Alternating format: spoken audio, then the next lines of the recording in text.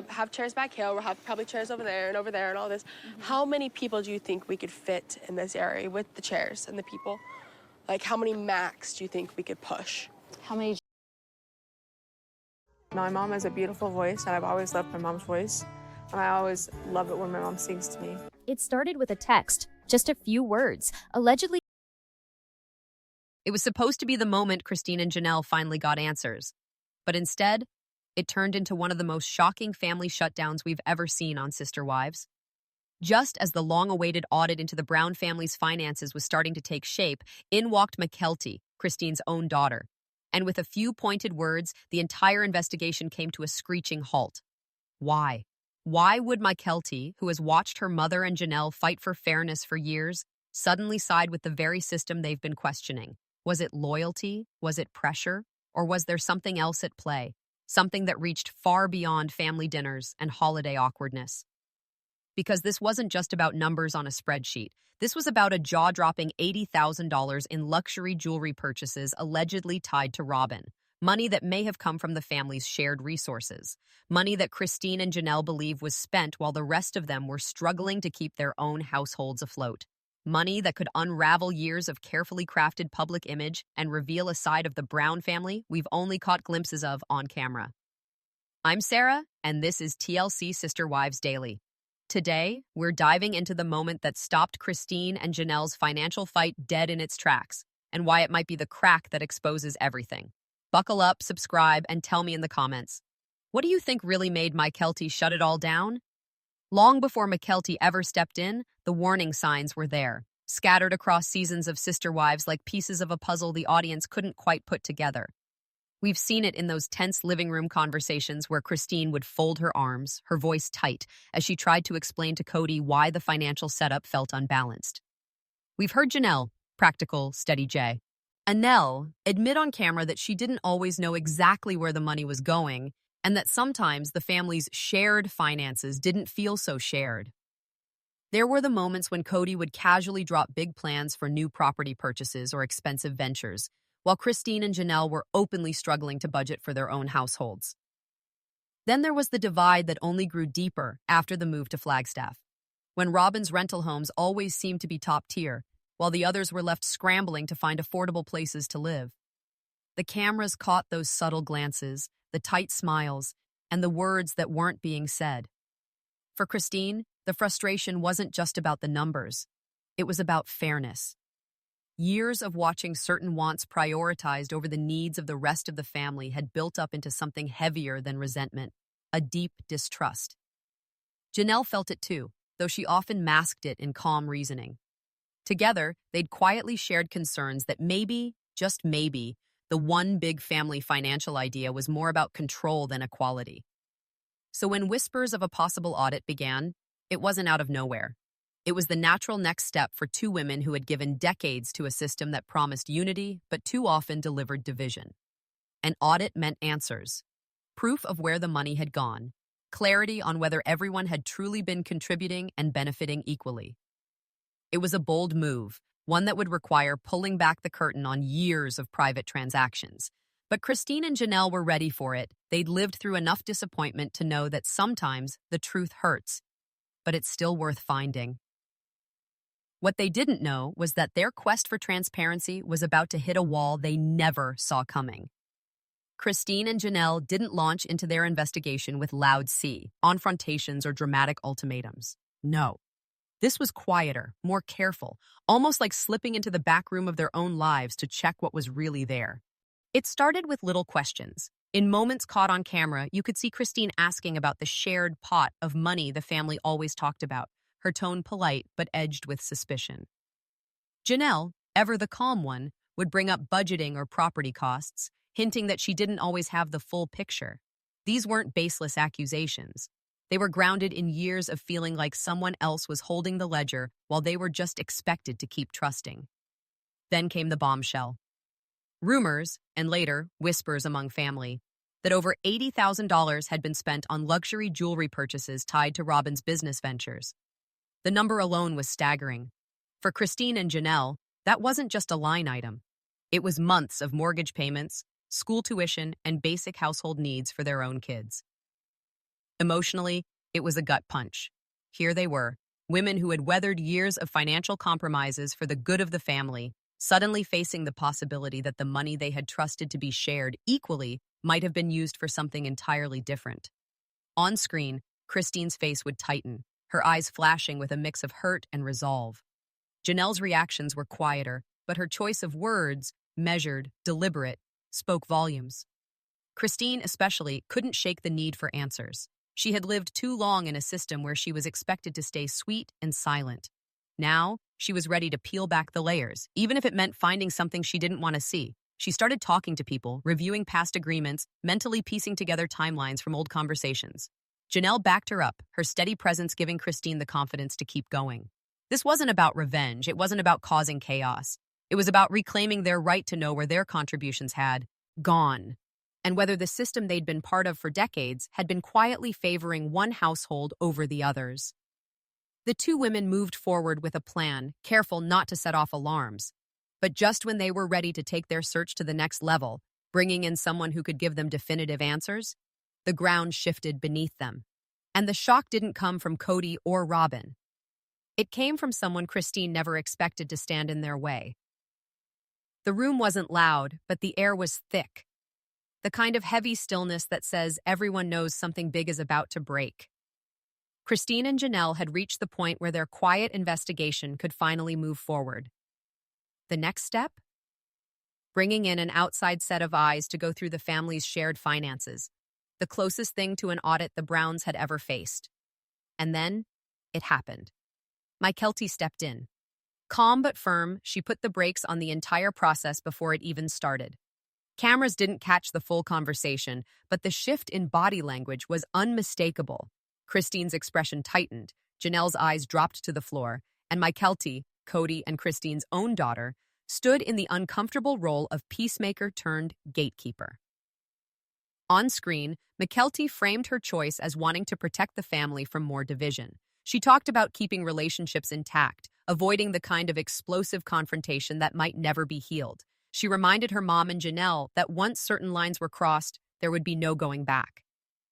But underneath those words was a tangle of other possibilities, all grounded in what viewers had already seen over the years. Mykelti has a close relationship with Robyn, often defending her publicly when others didn't. She's also been protective of Cody in moments when criticism from the other wives has been sharp. In past episodes, she's made it clear that keeping peace, even if it means swallowing uncomfortable truths, is sometimes, in her mind, the better option.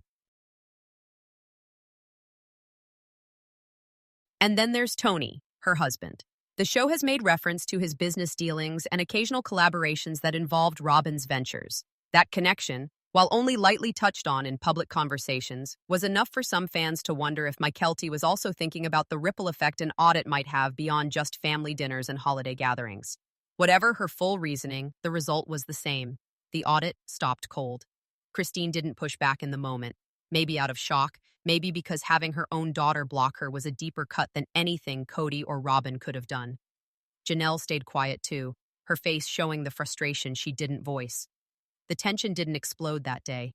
Instead, it settled into the silence, heavy, unresolved, and painfully personal. Christine and Janelle were left with their questions unanswered, their trust still fractured, and now the bitter knowledge that the road to the truth might not just be blocked by Cody or Robyn, but by their own. When the dust settled from that tense moment, Christine didn't yell. She didn't storm out. She didn't make a public scene. Instead, she went quiet. The kind of quiet that says she's already thinking 3 steps ahead. In past episodes, Christine has shown that when she feels cornered, she doesn't always push head-on in the moment. She withdraws, processes, and then reemerges with a plan. And this time, her plan seemed to take a more serious turn. Viewers started noticing subtle hints, conversations about consulting professionals, casual mentions of getting real numbers, and an openness to advice from outside the family circle. It wasn't just about asking Janelle what she thought anymore. Christine was looking toward legal advice, the kind that comes with paperwork, signatures, and a price tag. Hiring an accountant might sound routine in most families, but here, it was almost revolutionary. For years, Cody and Robyn had a grip on how finances were presented, often with just enough transparency to quiet questions, but never enough to lay everything bare. If Christine brought in her own professional, it could mean answers. and with answers, accountability. And then there's her memoir. She's been open in interviews about working on it, promising that she'll tell her story in her own words. Fans have speculated that if Christine chose to detail the family's financial history in that book, it wouldn't just be another celebrity memoir. It would be a public record of decisions, disagreements, and possible favoritism that the Browns had spent years keeping behind closed doors. For Christine, the stakes weren't just about $80K in jewelry or missing receipts. This was about legacy. It was about what her children would know, what the public would see, and whether the truth, as she experienced it, would finally be on the record. The emotional beats were undeniable. In her interviews, she smiled, but it was a smile edged with steel. In her confessionals, she used words like boundaries and freedom, but you could see the flicker of hurt when past trust was mentioned. And in her scenes with Janelle, there was a shared look, the unspoken agreement that they might not get justice inside the family walls, so maybe they'd have to find it somewhere else. What Christine didn't do was back down. The path forward might have been slower, quieter, and more deliberate, but it was still forward. And for Cody and Robyn, that quiet persistence might prove to be more dangerous than any confrontation they could see coming. If you've been watching Sister Wives from the beginning, you know this isn't the first time the Brown family has faced a crisis that wasn't just about money, it was about power, and this latest financial standoff. It's just another chapter in a much longer story of shifting alliances, fractured trust, and the ever-present shadow of favoritism. Think back to Mary's catfishing scandal. At the time, it was framed as a personal betrayal, but for many fans, it also revealed how quickly Cody's support could disappear when a wife fell out of favor. The fallout left Mary isolated. Her influence in the family diminished almost overnight. Now, years later, we see echoes of that same dynamic. Only this time, it's Christine and Janelle on the other side of the divide, questioning decisions and facing a wall of resistance. And then there were the earlier financial disputes, the moments in past episodes when Janelle pressed Cody about the budget, or when Christine quietly admitted she wasn't sure where the money was going. Back then, those concerns were brushed off as misunderstandings or different priorities. But with the alleged $80K in jewelry purchases hanging in the air, those old doubts suddenly feel a lot more relevant. Robyn's position in all this is hard to ignore. When she first entered the family, she was presented as the peacemaker, the one who wanted unity and fairness. But over the seasons, the perception shifted. The more decisions seemed to benefit her and her children, the more fans began asking, is this really about unity, or is it about securing her place at the top?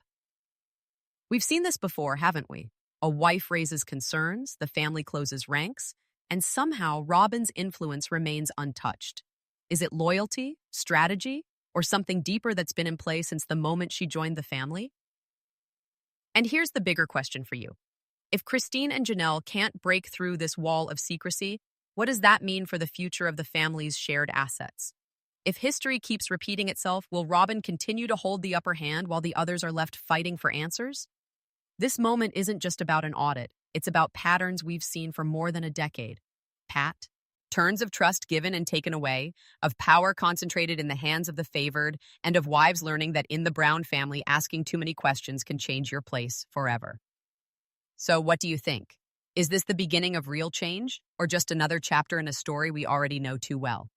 And now here we are, standing at the edge of something that could either blow over quietly or explode in a way the Brown family has never experienced before. The questions about the shared finances aren't going away, no matter how hard certain voices try to silence them. The whispers about that alleged $80K in jewelry, they're not just whispers anymore. They're cracks in the carefully built image of unity. Legal risks are hanging in the background like storm clouds. If Christine does move forward with professional audits or legal advice, what will she find? Will Janelle join her fully this time, or will the pressure from the other side pull her back? And then there's Mykelti's sudden block. Was it really about protecting peace or protecting someone's secrets? The fractures in this family aren't just emotional.